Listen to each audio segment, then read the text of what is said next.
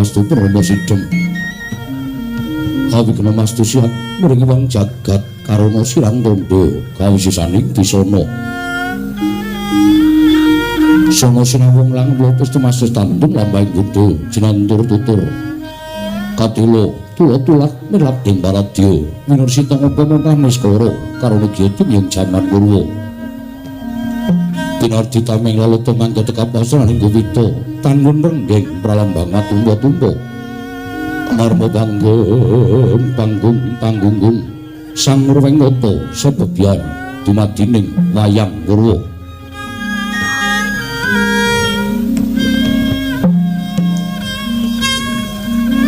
anunggih punita mawini kondatat berwakani kondo saratri manggi imbangi bangono tan sami kejawiamung gumelaring padukaning Karang Kadempel inggih ing klambi sireng punapa minastan Karang Kadempel karana ing mriku bumi subur ingin saged nuwuhaken tanem tuwuh woh-wohan polo kasimbar polo kependhem polo gumantung dadi reja arjaning praja wit saking wuluwetuning bumi ingkang sakalangkung kathah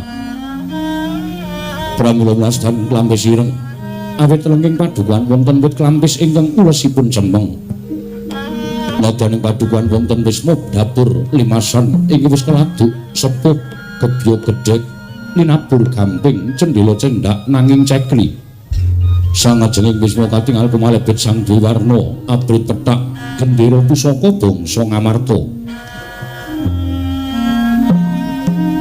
lah sinten wau ingkang katemben lenggah cinodha tanasane sambung ketungguling padukan Karang Kadempel ya pamonging para Pandhawa inggih ana kawaning Madukara Rama Kelurah Semar Nayantaka Badranaya Saron Sari Budha Manangunung Jurudyah Punta Prasanta Wong Buka Sampir Puja Gati inggih Kiai Ismaya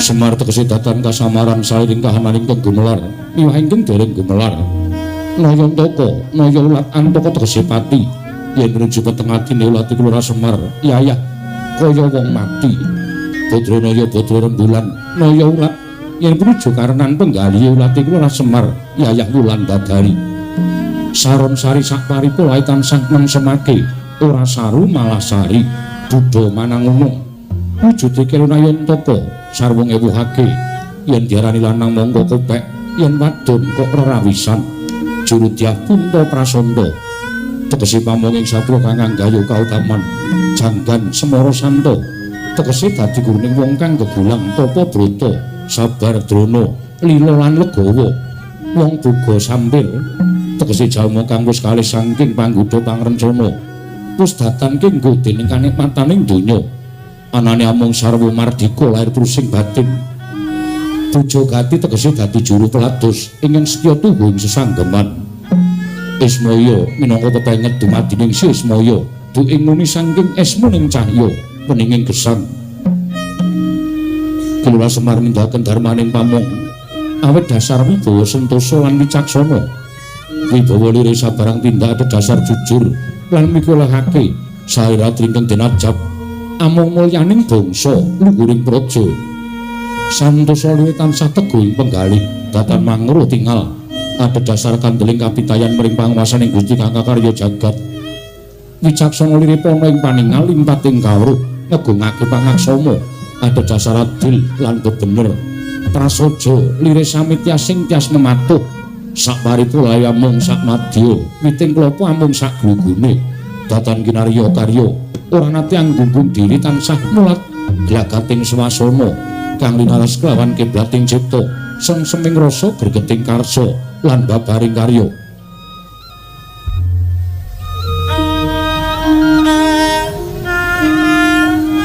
pramila datang longo lamun Kelurah Semar nadyan drajate ngaceplik menang sinebut sang pamong agung sinuyudan dening para kawula sadukuh Karang Kadempel turta cinaket dening Sri Naranata kawit saking pangaribawa sang pamong agung nganti kenging binasake wreksaka gigire muruk bumbunane datan kenging tinidak kewayangane persasat dewa pengawak menungso kang murdewa inggih sinebut pusaka bisa kandha jimat kang bisa ngucap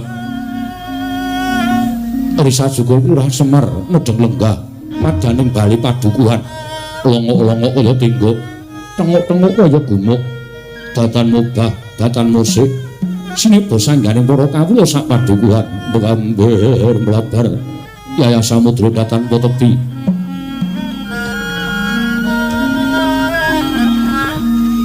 karandiri katingal jinem tidem madaning bali padukuhan ngarang kadempel kaperbawan wingit limbaning Kyai Nayantaka nalika semanten kagat jroning driya Kira Semar Badranaya mulat rawuhipun sangya para pepundhen Pandhawa ingkang sampun kewareng lenggah madaning bali padukuhan menika ta warnane narindring amarta Sang Prabu Puntadewa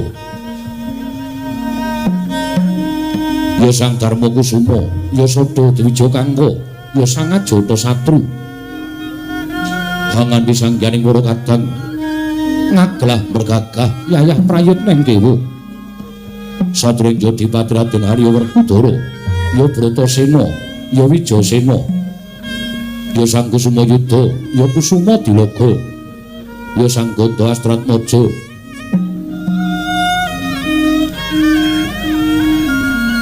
jumenenging Sang Werkudara jinajaran ingkang rayi panengah Pandhawa Satring Madukara kekasih Raden Janaka Raden Harjuna ya Sang Kunti Dwipatsu ya Sang Mahabau ya Sang Kaliti ya Dudakesa ya Bambang Margana ya Sang Suparta Mabukuh Susilastawa nganti kaya mukapon jeming Bandawa parandiring mangke dereng kapireng pangandikaning Lurah Semar Badranaya dadak sakeleng mangke kawesti ngarawipun Nata Agung ing Darawati Wiwanata Agung ing Mandura dadya saya gragapan menggaling Lurah Semar Sigra mrawani pangandikan dadya kumanguli wijiling pangandika Lurah Semar ingkang dereng kababaring lisan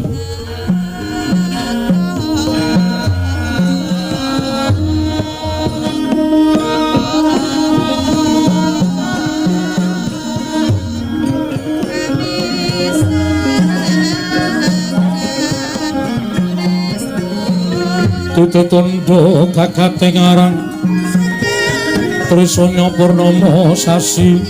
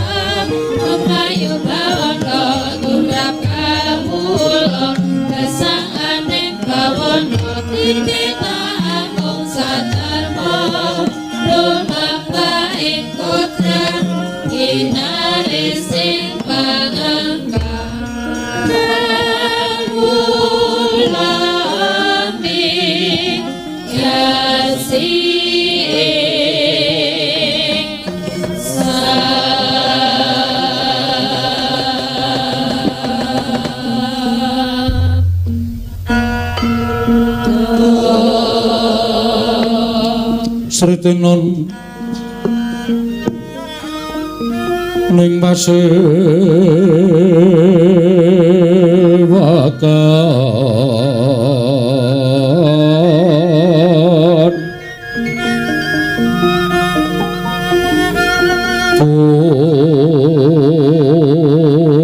busana maneka warna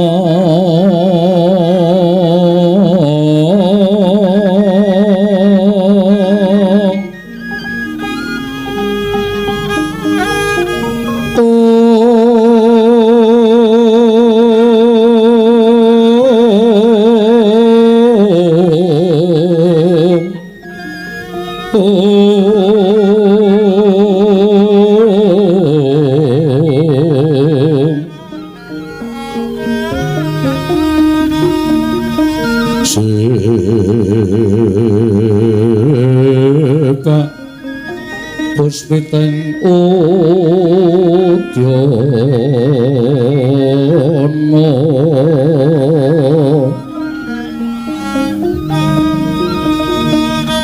miang pandra sarwarukma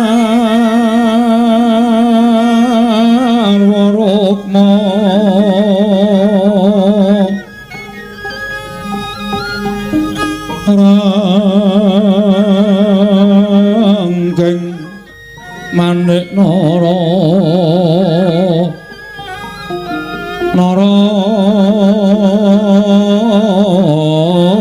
wata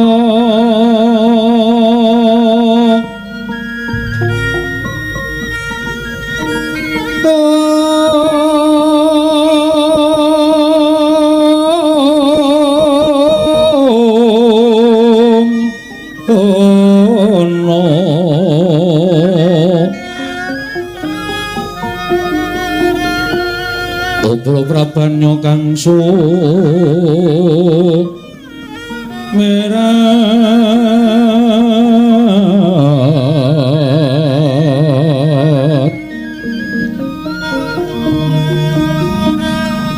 penyaring tejo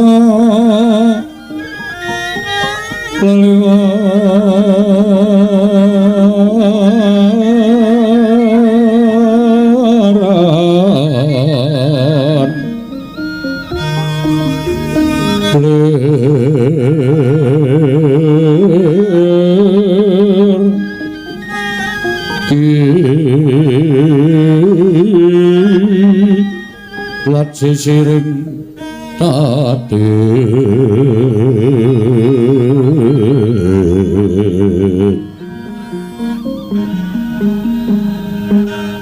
wimbo kekandamre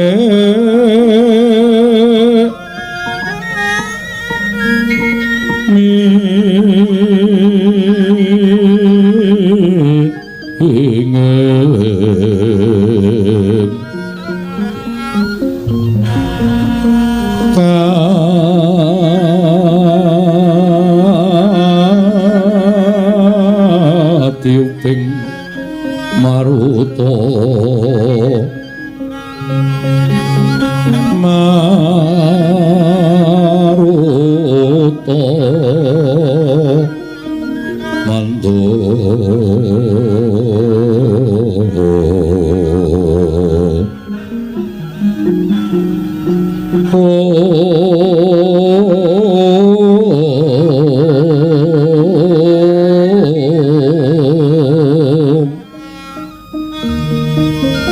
saparan mangambar kongas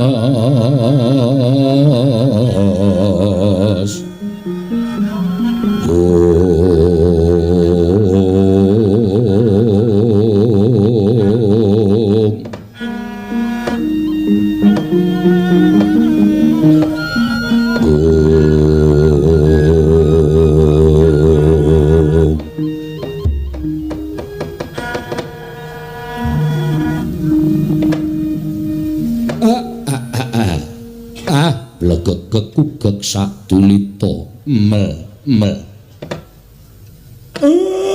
sasat kadidene kecukrukan wukir sari kelepaning samudra madu manah kula dene sawetawis wekdal ndara-ndara kula Pandhawa sami mesanggrah wonten ing Karang Kadempel menika mboten pangling sinuwun Ndarawati ingkang sesarengan sinuwun Mandura rawuh wonten ing Karang Kadempel. Ndara kula ngaturaken sembah pangabekti kula kunjuk nggih Den sinuwun Sri Prabu Bathara Kresna.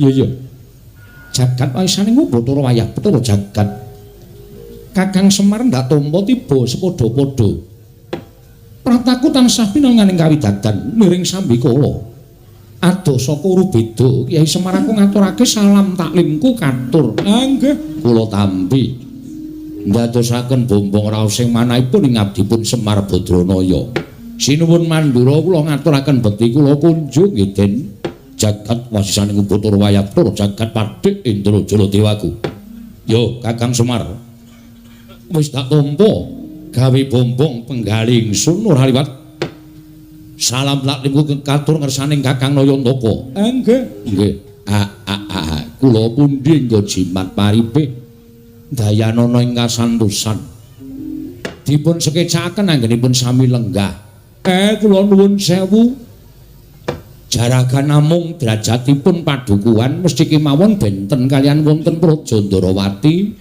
menapa dene Praja Mandura sak wontenipun nggih Ndara. Iya Kakang Semar. Malah katon kepenak nggonku sowan ngersaning Kakang Nayantaka. Ya Semar. Kaya sura kurang prayoga prataning Baladewa ana ing padukan Karang Kadempel dina samengko iki. Kakang Nayantaka. Nuwun sewu Koko Prabu. Sarawuh paduka Kanjeng Koko Prabu kula ngaturaken pasegan panakrami kunjuk sandhawuh padha paduka Kanjeng Koko Prabu Ndarawati. Koko Prabu Sri Bathara Kresna. Yayi. Sampun kula tampi karya bombong raos sing manahipun ing Raka Ndarawati. Asung pasganipun paduka Yayi Prabu namung kosok wangsulipun kula kepareng ngaturaken pudi astawanipun ing Raka kunjuk ngersa paduka Yayi Prabu kadang kula ing Amarta. Kula pundi cundhaka panglingga murda. Amawah kono kabagyaning gesang kula mboten langkung kaskecakno anggen jengandika lenggah. Koko Prabu Ndarawati kawula ngokon nggih sampun boten kirang prayogi biswanipun ing Raka Ndarawati. Koko Prabu Mandura kula ngaturaken karaharjan tedhak paduka Kanjeng Koko Prabu Mandura. Yayi tansah pinanganing kawidadan niring sambikala sawanipun ing Raka Mandura durga mendhak kala sirna. Namung kepareng kula ngaturaken salam taklimipun ing Raka kunjuk ngersa paduka Yayi Prabu kadang kula Yayi Prabu Darmakusuma. Kula cancang pucaking weni dumawaing wijang urung meketing werdaya saestu andadosaken cahya cahya daging rah kayuwanen mboten langkung kasekecakno anggen jengandika lenggah Koko Prabu. Iya Yayi sampun mboten kirang prayogi biswanipun ing Raka ing Mandura. Wah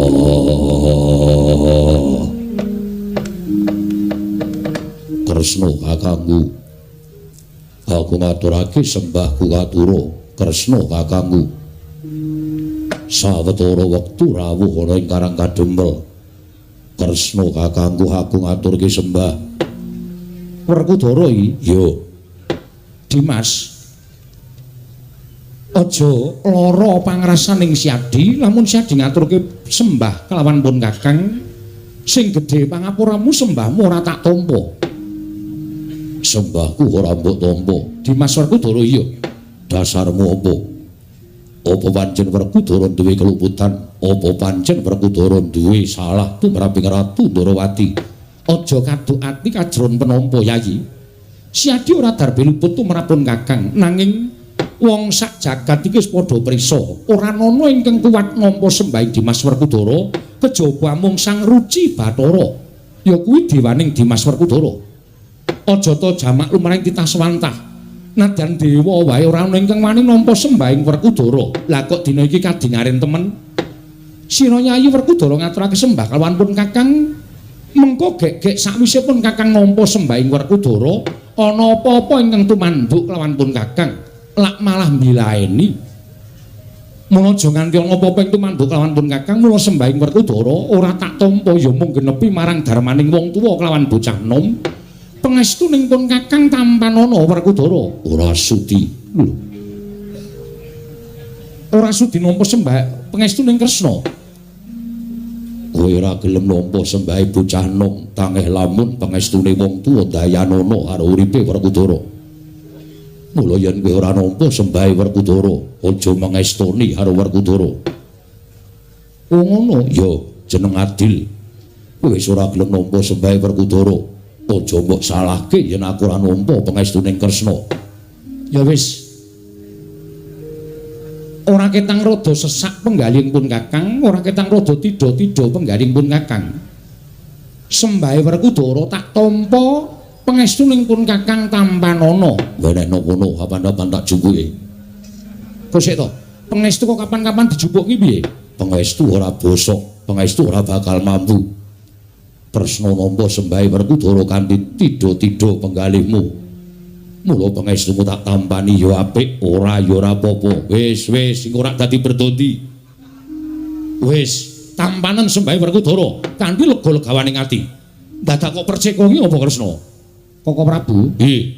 Nyatanipun mekaten ingkang sampun kabiyawa nuntun jagat bilih sembahipun Werkudara menika awrat. Abata kaya ngapa sing jeneng Taruna nyembah kalawan Werda wis sak trepe. Kuwi jeneng ngenggoni tata krama lan ngenggoni unggah-ungguh. Ngaten ya. Wis tampanen. Inggih. Werkudara? Nggih.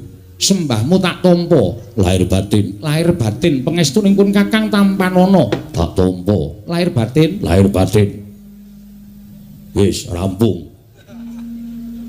Lah iya bule kakangku aku ngaturake sembahku katur bule kakangku aku ngaturke sembahku katur. Koko Prabu? Nggih. Panjenengan menika ngemutaken ingkang rayi kok panjenengan malah sajaipun damel perkawis gawe perkara apa? Werkudara ngaturaken sembah kok panjenengan mboten nampi pancen tak jarak. Lho, dipun jarak dos pundi? Lho, kowe ngerti dhewe to? Jenenge Baladewa ki pirang-pirang? Baladewa, Kusumawaning Pinta, Wasi Jaladara, Anampa Krasana kuwi jenengku kabeh. Mongko sing jeneng bule iki sirikaning pun Kakang. Lah kok disebut sak nggon-nggon? Mbok yo ngaturke sembah, Baladewa kakangku aku ngaturke sembah. Ngono wae apik kok. Bula bule. Monggo kene iki dipresani piye akeh. Do ngerti yen to ciri getheke Baladewa ki bule. Werkudara? Nggih. Kowe iki pancen jarak kok. Jarak piye? Bule iki rak sirikaning Koko Prabu to. Mbok yo aja disebut. Koko Prabu Baladewa kula ngaturaken sembah.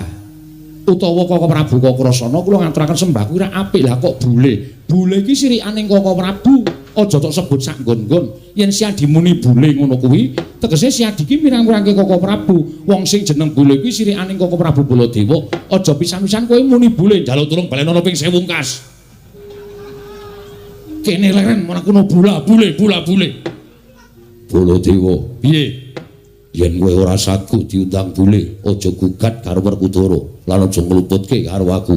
Ning ngluputno karo sing gawe jagat. Ngluputno karo sing tumitah sarta sing nitahake kowe kena ngapa kowe digawe bule.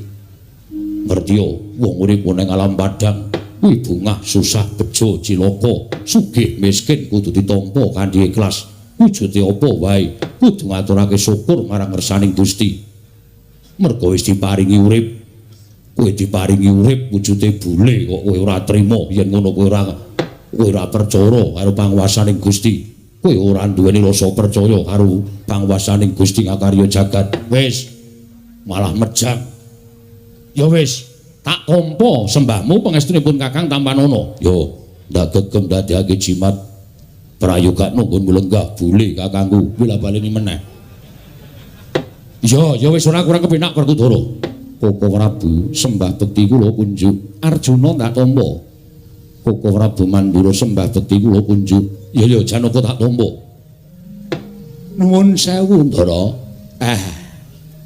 kaget manah kula para Pandhawa sampun sawetawis lenggah wonten ing Karang Kadempel teka Ndara sinuwun Dwarawati kaliyan sinuwun Mandura sumusul wonten ing Karang Kadempel menawi dipun keparengaken kawedharing kathah dumunten kababarna wigatosipun menapa ning menawi wadi tumraping para sentana utawi kawula Karang Kadempel monggo Den kula kanthi manjing saklebeting bali wisma pepanggihan catur nitra kalawan ingkang abdipun Semar Kakang Semar kula wonten dawuh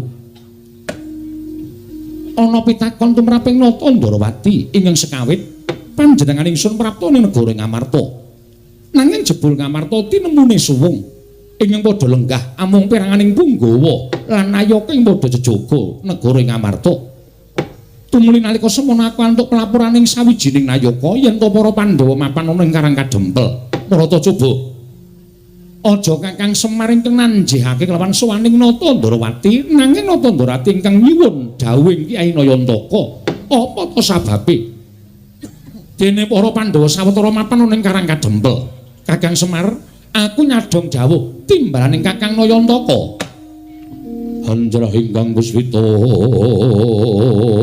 rum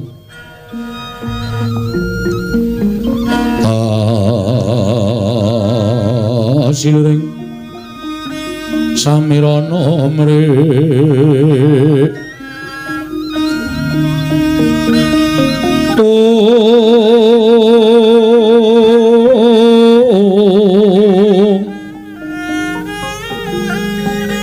sekar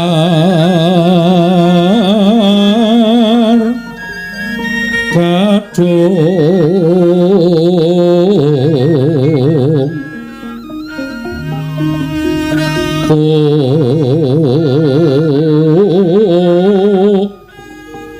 ngas kandanya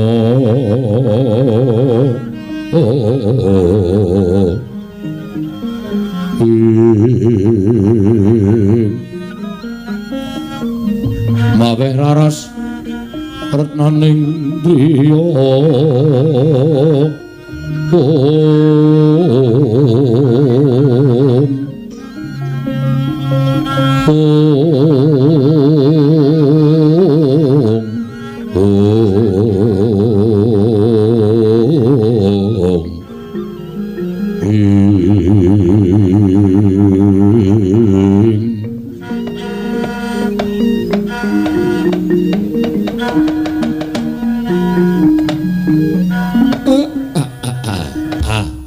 kekukek satulita mel nuwun sewu lho Den wiwit sekawit kula wis nggraita nek ndara-ndara kula Pandhawa rawuh enten Karang Kadempel niki nek nganti kapireng dening Priyagung sami mestani nek Semar niku wong sing kemewat dening atase derajat kula menika namung batur kula menika namung Panakawon kok kerawuhan ndara-ndara kula Pandhawa sinengga kula menika wong aleman ning nuwun sewu rawuhipun ndara kula Pandhawa menika mboten saking karep kula mboten kula kepengin rawuhipun ndara-ndara kula Pandhawa wonten Karang Kadempel niku ya ora ning sampun Sabtu ari kelungguhan dinten sak mangke menika Pandhawa sami mesanggrah wonten ing Karang Kadempel lah menawi ndara Kresna nyuwun dawuh utawi Sinuwun Ndarawati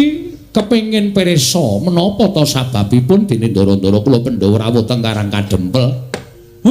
Kula tak crita, kula mboten ajeng nambahi, kula ora arep ngelongi napa sing dumadi. Jujur lahir lan batin kula nek iso lati kalih atine Semar Makarti dadi siji. Yo, Kyai Semar. Aku percaya marang Kakang Nayantaka. Nggih, syukur. Nai ngaten, Den. Mugi andadosna ing kawuningan. Sabtu ari ing kepengker ndara-ndara kula Pandhawa rawuh enten Karang Kadempel. Sareng sami kula tanjihaken apa ta sababe? Upami mbetahaken Semar rak sak boten-botenipun paring dawuh. Semar niku ming batur. Kula sago ditimbali aja kok ing Wancirina, nadyan Wanciratri kula sagah. Nalika semanten ndara-ndara kula sampun rawuh enten Karang Kadempel. Sinuwun Punta Dewa ingkang paring dawuh. Dawuhipun Sinuwun Punta Dewa bilih wiwit Pandhawa kelampahan lan pikantuk kanugrahan wujudipun negari Ngendraprasta.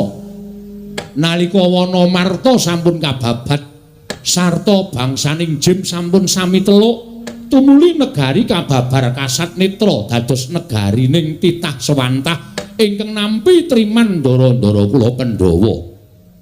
Iya. Nalika semanten ndara-ndara kula Pandhawa sawetawis lenggah dampar enten negari Ngamarta kaundhakaning praja mboten mantra-mantra, mboten kados negari sanesipun nembe sekedhap kemawon Sinuwun Punta Dewa menika lenggah wonten praja Ngamarta. Gesangipun para kawula menika sami gesang kebak ing kanikmatan karukunan, sami guyub rukun bandol rompol ruket dhateng kewajibanipun piyambak-piyambak tunggal cipta rasa karsa lan karyanipun. Harpa Ngamarta menika kathah pinten-pinten kapitadosan utawi kapercayan nanging sayuk rukun manunggal dados setunggal. Iya bener Kyai Semar. Kawontenan sing kados mekaten menika kepengin dipun indakaken kawontenan negari Ngamarta supados saya sae, saya sentosa, saya kondang kawenang lan saged ngayomi dhateng sagung kawula dasih ingkang sami mapan wonten ing Kutha Goro, ingkang sami mapan wonten ing Karang Pradesan lan ingkang sami mapan wonten ing Paredèn. Menika supaya saged ngraosaken kanikmatan ingkang sami boten dipun benten-bentenaken. Lah niating Pandhawa menika badhe ambangun negari Ngamarta. Ya lahir ya batin. Mengkono Kakang nggih. Nuwun sewu lho Ndara. Sampun ngantos gerah penggalihe. Kula wis matur, lah kok sami rawuh teng Karang Kadempel. Mongko nuwun sewu sing dadi pengayomaning Pandhawa menika Sinuwun Ndarawati. Semar ya dadi pamomong, ning pengayom kalih pamomong niku tumrap Semar meh padha nek diucapake ning beda kewajibane. Iya. Pengayome sampeyan pamomonging Pandhawa kula. Sampeyan rawuh mriki kok ora nganti pengayom, Mbah, mengke nek wonten mboten trimane si pengayom niku rak kriwikan dadi grojogan geguyon dadi tangisan. Ning ndara-ndara kula Pandhawa paring dawuh mekaten, apa to sababe kok rawuh teng Karang Kadempel mergi kawiwitan bangun niku mboten kok perkara duweni bobrana picis sing akeh, duweni dhuwit sing pirang-pirang, wekasan bangun ing babakan lair lan batining kawula niku diwiwiti saka akeh ing brana picis mboten. Tumraping kula bangun negari menika diwiwiti manunggaling kawula lawan Gusti, tegesipun manunggaling para Pandhawa kaliyan para kawula supados raket penggalihipun manahipun para kawula caket kaliyan penggalihipun para pepundhen. Wekasan kawula menika rumaos dipun gatosaken dening para Pandhawa. Kawula nek rumangsa digatekke niku ora usah disoki brana picis, ora usah diwenehi bondo donya. Ning kawula mesti rumangsa kaya dipecut rasane rumangsa handar beni negarane wekasan cancut Taliwonda bangun negarane. Mengkono Kyai Semar nggih. Mula sampeyan rawuh enten mriki niki nek pancen sampeyan ajeng nesu ampun dukani Pandhawa. Ning mang dukani Semar. Merga napa sing dipetung kalih para Pandhawa niku pancen bener. Wiwitan bangun niku ora kok saka Kutagara, ning yen bisa saka desa. Ya Karang Kadempel niki sing ajeng diwiwiti bangun negara Ngamarta. Mangke nek mriki pun kawiwitan saking mriki tumular tekan Kutagara, wekasan wewangunan menika saged rancak niring Sambikala. Jagat Dewa Bathara. Yayi, wonten timbalaning adhawuh Koko Prabu. Nuwun sewu. Mboten ateges kula badhe nglepataken dhateng Paduka Yai Prabu dene Paduka mboten anjawil dhateng Raka ing Darawati. Namung sareng kula midhangetaken sabdanipun Kyai Naya. Yayi, kepareng sak mangke ing Raka ing Darawati mboten badhe kantun nedhi mbebantu dhateng bot repotipun kadang kula para Pandhawa. Nggih.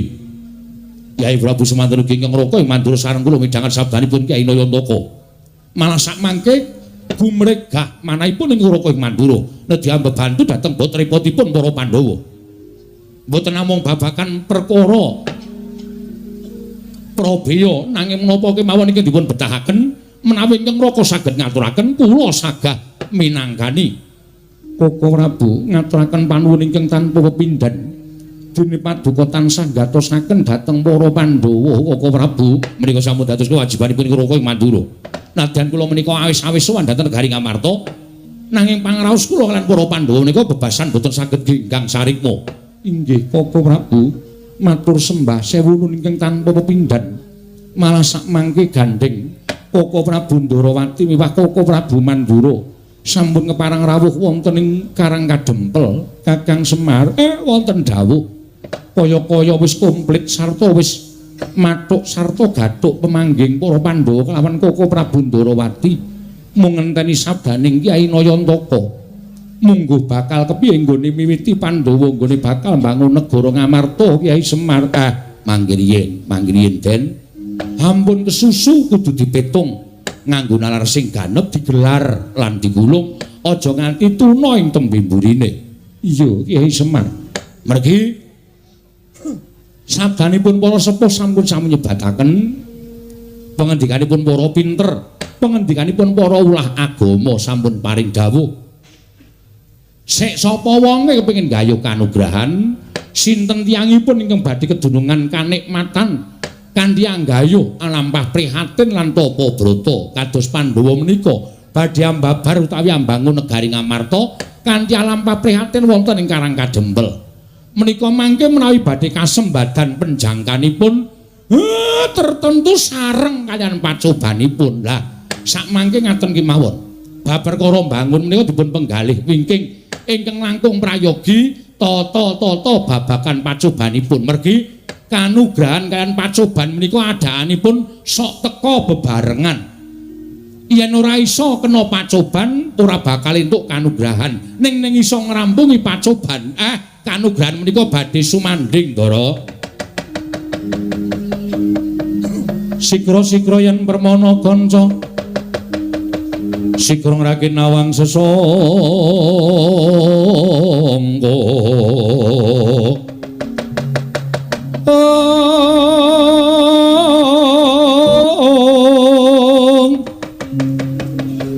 nalendra mbek marwa sing sang katriku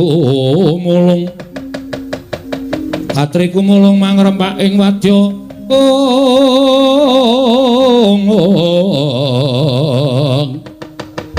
Purda kurore kagiri-giri prananggono magawya glarira wang-wang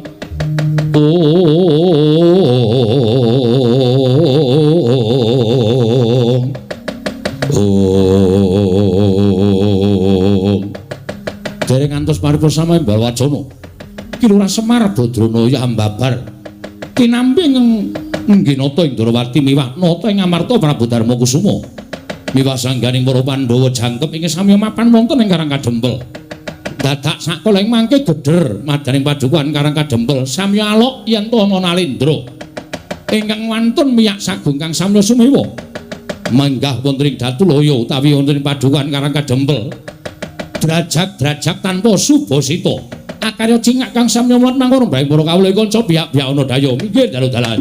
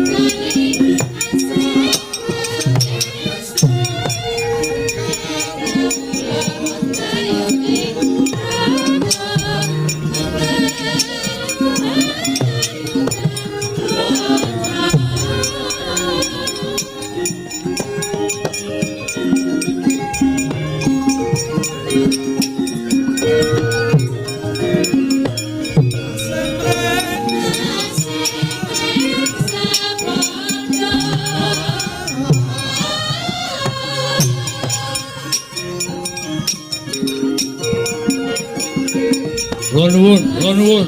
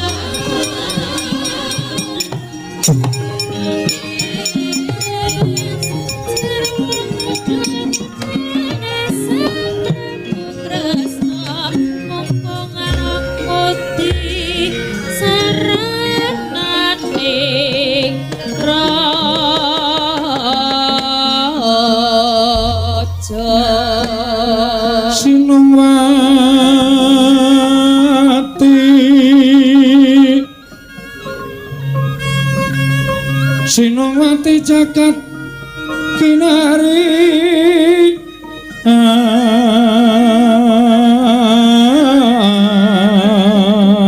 among mbak lumembak ombak ing samudra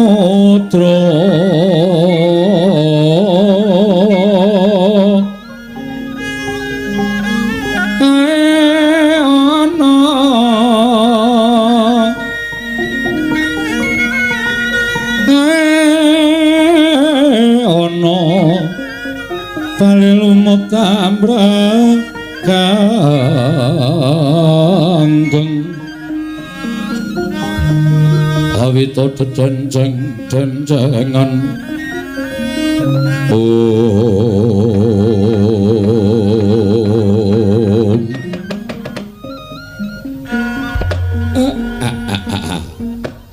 blegegegugeg sadulita mel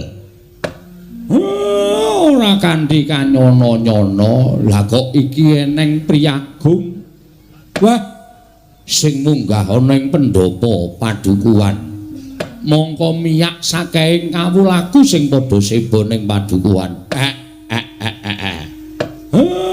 nala gareng dalem Pak apa iki kancamu dolan apa piye oh aku kok koncone dolan kok ratu sandangane sugih kaya ngono kuwi sing biasane sok srawung karo ratu-ratu sabrang ki Bagong. Takonono Bagong kuwi. Bagong kowe iki kancamu apa dudu to Le?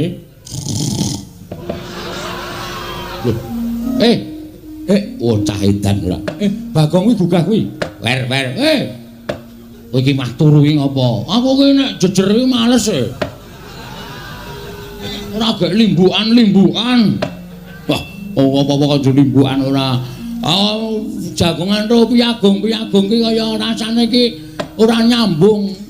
Kono ku sing diomongke negara, aku sing tak omongke mung bangsa lelakon ning desa kanggo nek nyaut malah kleru. Bagong iki kancamu du. Lho. Kok mrene kowe, Jo? Jo sapa? Oh, Udu ndeng Udu. Udu kae rambuté abang kok kancaku kae. Ngawur ora.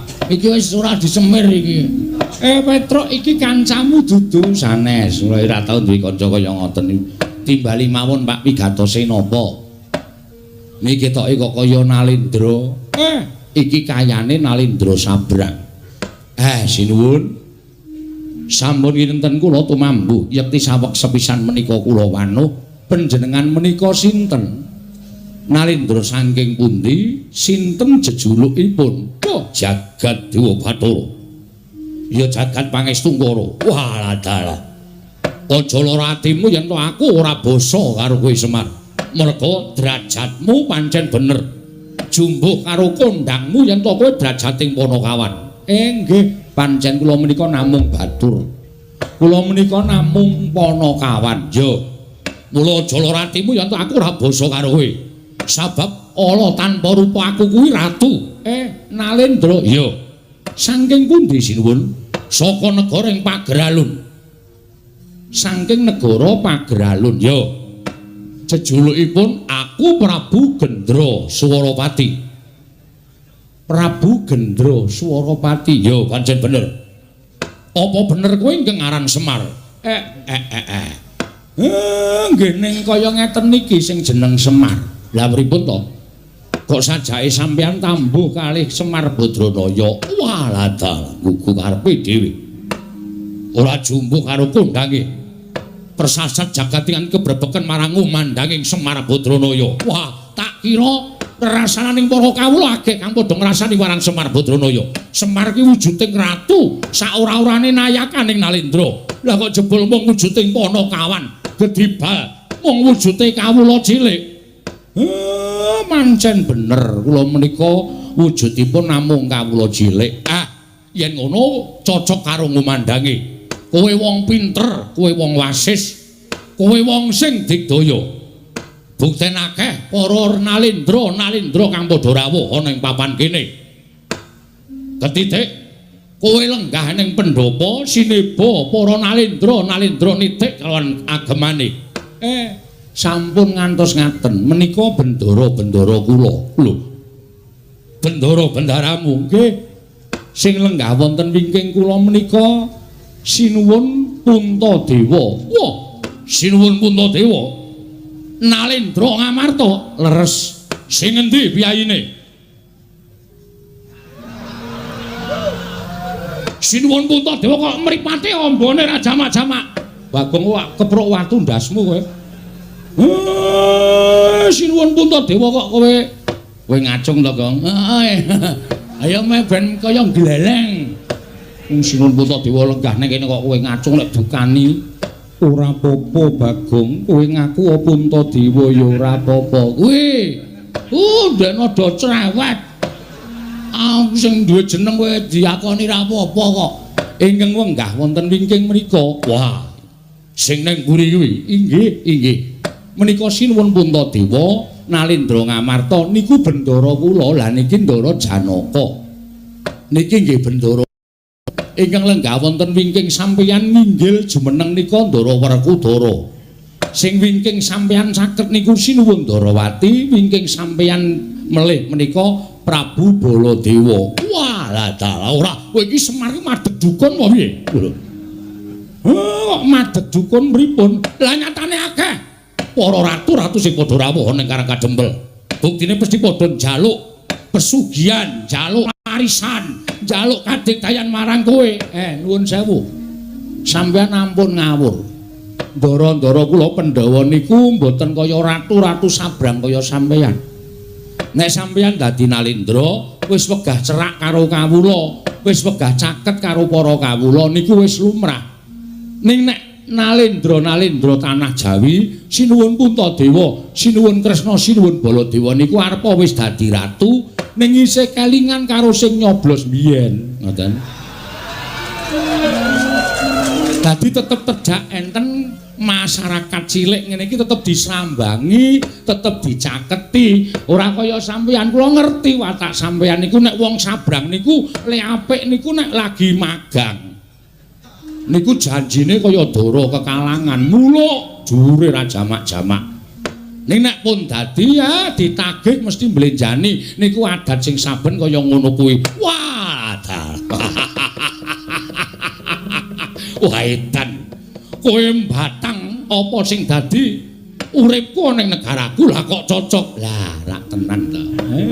Wis ketok kok sampeyan niku ratu sing bentuke kaya ngoten niku lho kowe sapal mesti watake angkara budine Candala nuwun sewu lho ora tau ngerti karo sing bibit kawit lah niku eleke enten mriku niku pun saniki sampeyan ajeng napa rawuh teng Karang Kadempel wigatosipun ajeng pripun kula tak nyuwun priksa nek kepareng kula badhe midhangetaken sabdanipun Sinuwun Prabu Gendra Suropati ha iki ngene Semar malah kepasang yuk katuju ngene praptaku ning Karang Kadempel iso ketemu kalawan Semar Badranaya.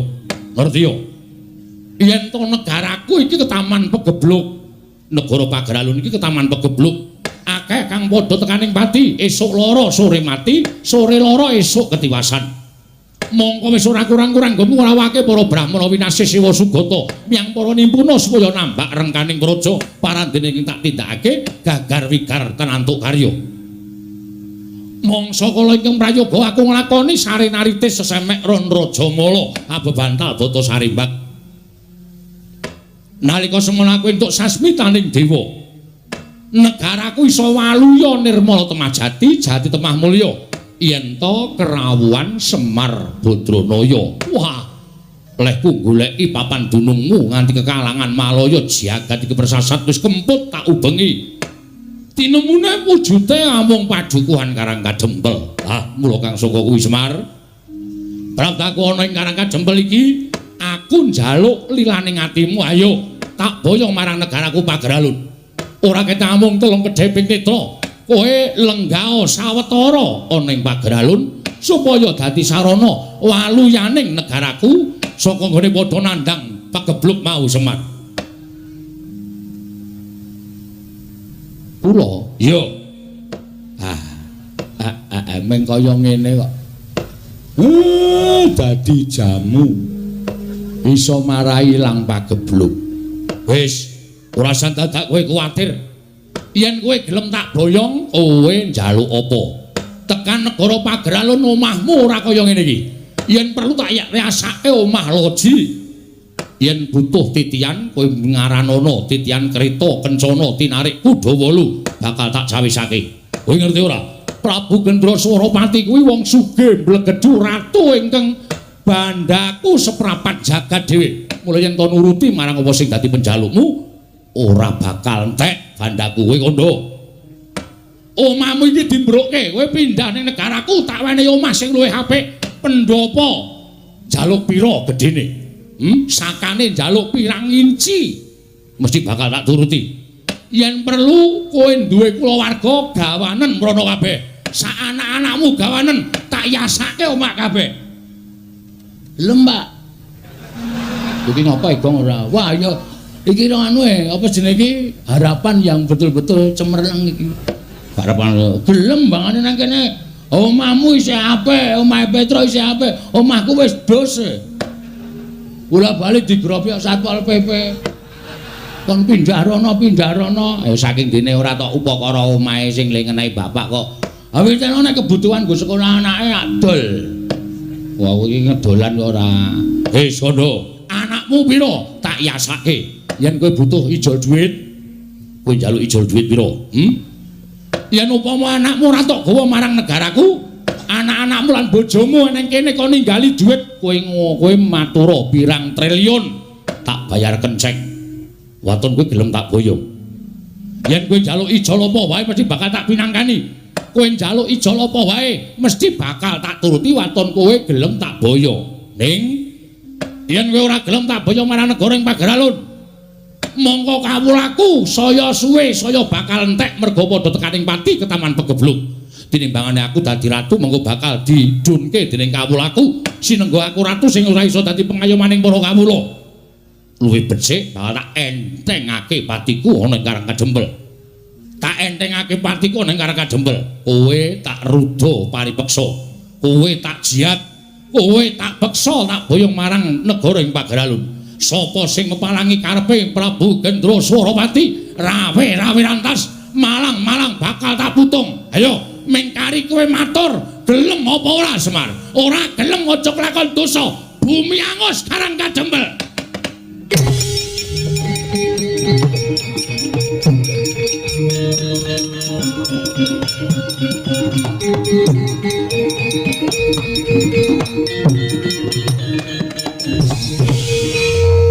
Kowe arep ngopo? Kowe arep ngopo kowe? Sabar Bagong iki iso dirembuk. Aja nganti dadi dretah, aja nganti gawe geger. Meneng iso ora kowe? Aku ngene iki ngewangi kowe, Pak. Aku sebagai anak kuwi bisa mikul dhuwur mendem jero karo wong tuwa. Nek bapakku diancam Semar, kowe gelem wangsulan apa ora? Ora gelem wangsulan tak ruda paripeksa. Kuwi aku minangka anak iki kudune cancut Taliwondo. Mula kowe mikir aku. Ora sing meng tok peng-penge meng gareng karo Petruk. Endi dong ngewangi kowe? Demeng mendono mripate cok. Ana kanan kaya ngene kanan genteng. Kaya ngene kok meng do meneng wae. Ndekno sing tok tukoke sarung meng Petruk wae. Gareng tok tukoke pecis meng gareng wae. Aku bias ora tau tok kaya apa-apa. Neng saiki dadi bukti bahwa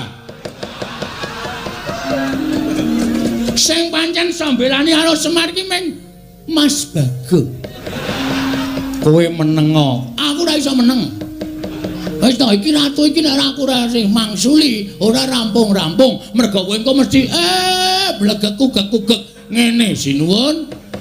Sing ala dibuang sing becik digoleki. Oh, dudu watakku. Aku nek kira-kira ana sing arep ngisro Karang Kajembel, arep gawe bucek kan banyu bening Karang Kajembel, aku sing ora trima.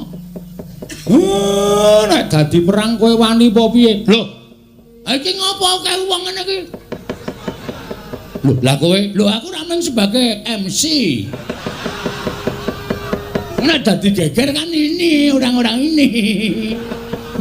Dapurmu genti. Kurang ajar kowe. Ngono kuwi sing aku sok ora seneng. Meneng aku tak omong-omongan marang omongan karo kowe. Iki kok karo omongan karo ratu ki raine biru ki lho. Wis. Nuwun sewu Prabu, sinten sampean wau? Gendra Swaropati. Lho iki sapa iki matane gedene ra jamak-jamak. Matamu e. Lho, urung-urung wis ngoneke matane. Lah kok yang ngoneke aku matamu? Aku seneng Bagong ngono kuwi. Aku seneng tegese Bagong kuwi gatekake karo Karang Kajembel. Ngopo ki ya ngapa kowe ki? Loh, malah aku barang diseseni. Meneng ah. Ora ana sing ngodo cuma kejaba aku. Kok Prabu menika sampun to. Kendel mawon Bagong menika nek ngoten iki kaya wong kang slupan. Kaya wis dinengke wae. Iki sapa? Anak Ragile Semar. Lho, anak Ragile Semar. Heeh. Sapa jenengmu? Bagong.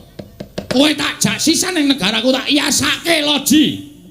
Serius. Oh, cah edan ora.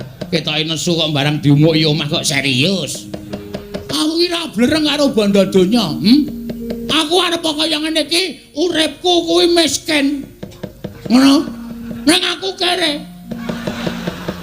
Dadi nek nang tak imingi-imingi bondo donya iki, nggo ngopo? Wong urip ki ora kudu ngawula bondo donya. Wong urip ora kudu ngawula derajat pangkat. Sok neng kono ki ora ditakokke derajatmu apa, pangkatmu apa, bandamu pira, sing ditakokke kelakuan sing apik. Jangan tepuk tangan. Apa gunanya tepuk tangan tanpa saweran?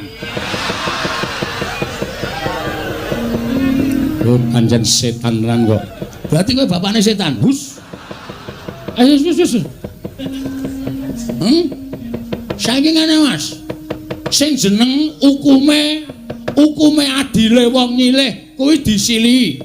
Upama ora disilihi ya wis ora usah dadak meksa. Hukume wong takon diwangsuli. Wis ngono kuwi. Urip ning alam donya ki mung rong perkara. Takon diwangsuli, nyilih disilihi, padhang peteng mlebu metu mati urip. Ngono. Dadi nek sampean ngongasake ning sampean sugih, aku wong sugih. Aku wong duwe. Ngelingono Mas, di atas langit masih ada langit. Sak sugih-sugih wong isih ana sing luwih sugih, ming sampean urung ditempokke karo wong sing luwih sugih karo sampean. Sak digdaya-digdayane wong isih ana sing luwih digdaya, ming sampean urung ditempokke karo wong sing luwih digdaya tinimbang sampean. Sak pinter-pintere wong isih ana sing luwih pinter. Ngono kuwi hukume alam wis berlaku. Nek kowe arep meksa karo Semar, ora iso, ana anake. Semar duwe kewajiban nang kene ora sak penake dhewe. Lho, yen ngono Semar ora gelem tak boyo ning pager alun. Mesti ora. Semar ki ora tau gelem diboyong nang ndi-ndi arep dipameri brana picih. Semar ki ora tau gelem. Semar ki nek wis gelem sugih. Semar nang kayangan kok, ya Pak ya. Iki kakane Bathara Guru e, ha ta Pak? Iki Bathara dosen udu-udu. Udu dosen ora, ajare kakane Bathara Guru. Bathara Guru kae adikku, kae Manikmaya, aku Ismaya. Kae adikku, kakangku meneh Pak Dimutaga kae Tejamaya. Wah, aseme. Berarti dewa tenan kowe Pak. Iya. Wah, gleleng iki aku anak dewa ya Pak ya. Kapan-kapan dolan ning kayangan Pak. Rasa. Aku pengen renang ning Karang Kawidodaren. Karang Kawidodaren tok nggo renang banyune bucek. Juangkalku meko ya. Semar Taruda paripeksa. Kowe arep ngruda paripeksa karo Semar. Betenge Bagong. Lho, yen ngono kowe wani karo aku. Sing nawedani apamu? Wah, ladalah. Wah, aku ya ladalah. Edian iki menungsa apa iki? Menungsa tenan genah urip ngene padake anggepmu aku saka batreno wae. Iki menungsa tenan kedunungan nyawa. Wah, ayo ngendi pampane wong neter kadigdayan. Weh lah nantang tenan kowe. Hah? Muni piye? Muni piye kowe? Lho kowe kebangetan nek kowe carane ngono kuwi. Kowe kebangetan. Kowe tak tantang kok malah nyumbari Baladewa. Iblis lanat kuku karepe. Wah, mati kene. Ora tatara perwen cacaran nyumbari Baladewa. Ratu Mandura Basumbari ke barat.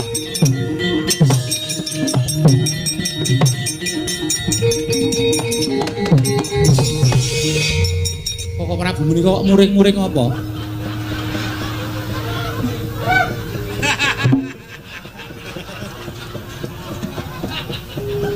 Lah iki Bagong mau muni.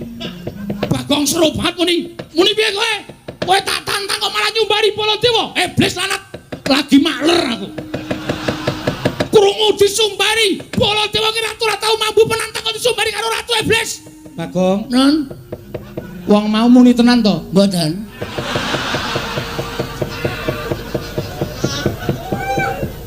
Bagong matur nek ora muni apa-apa. Senengane kok percaya karo Bagong lho. Kowe iki ya edan kok Bagong. Ha wis suwe. Lah wong ratune ora nyumbari kok Prabu kok kowe iki muni nyumbari Baladewa. Nek ora ngono, sapa sing arep mungsa? Lah kowe iki bengok-bengok ki mau apa? Wis matur to kula niku meng MC. Kula niku meng nantangke. Nek ora tak ngontenke Prabu Baladewa ora tumandang karya. Tur melih kok Prabu menika kok ya manut karo Bagong. Oh iya ya aku edan kok ya. Lah aku ki ratu kok meng di Bagong bengok ngono aku kok ndur nyeret ratu wae mau. Wis pun dilakoni mawon mboten napa-napa. Dirampungke sisan. Ratune metu sampean sing nyeret berarti dendame karo sampean. Wah, setan ya. Lah aku dadi digoleki mungsa karo Bagong. Ha iya. Lah ngapa nang kene tengok-tengok? Kancane do nyambut gawe kok mung tengok-tengok. Wong edan tenan kok kowe iki senengane. Ora pisan ora pindho lho. Karaku ya ngono to kowe ya to. kelingan ora? Ora wis suwe. Merasa deling-eling. Lho, wis tau diapusi Bagong. Nate lho edan tenan kok Bagong iki. Lho perkara kula menika nembe wonten Ngamarta. Lah kok Bagong iki mlayu-mlayu. Matur kalian kula. Nuwun sewu sinuwun. Ingkang garwa Plakapi Dara mboten eling Purwadasa. Kula wangsul bojo kula telu niku waras kabeh. Apa ora menungso ora tatanan ki? Aku iki gumen. Aku iki omong apa-apa kok ya dadi percaya. Mongko aku kerep ngapusi ya, Tru. Heeh. Kok isih gampang dadi percaya lho.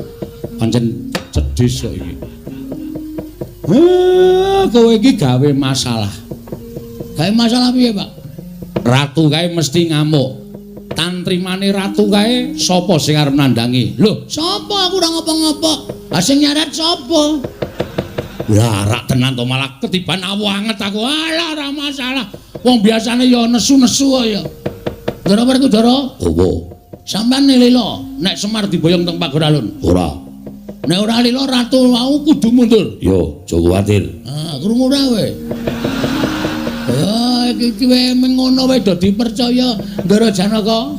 Apa Bagong? Sampean ikhlas kelangan Semar. Nganti mati aku ora bakal iso kelangan Kakang Semar. Nah, nek ana Semar diboyong wong, Aku ora trimo. nek ora trimo sampean kudu iso mundurke ratu. Tak ajari mengko aja kuwatir. Nah. Iya. Ah, iki kabeh. Ndara Kresna ikhlas kelangan Semar. Ikhlas. Oh ya wis. Aku arep tok apusi ya ta. Cah pinter ya. Hus. Karo ratu kok cah pinter.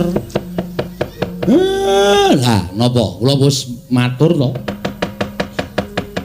Kanugrahan iku nek cepak cobane ya bakal ndang teka. Lah, Ndara Dasih ucape Semar. Mula wektu dina iki nek pancen sami mboten ikhlas Semar diboyong teng pager alun kula njaluk Karang Kadempel kudu padhang. Kudu padhang nek mboten padhang nggih sampun wewangunan lahir batin sing ajeng dibangun teng negara Ngamarta niki mengke bakal nyrimpet nyandung merga ana menungso sing jeneng Gendra Swaropati. Kok Prabu Mandura? Nggih. Kedah tanggel jawab yo, tak tanggungi aja kuwatir. Yen mungsuh ratu kaya ngono kae mbok rangkep limo ora bakal tak pinggal unjat.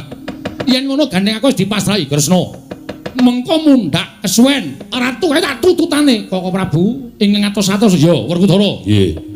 Melu aku. Yo ayo tak derekke bareng kakangku jaluk pamitku. Werkudara sing ati-ati aja kaya bocah cilik.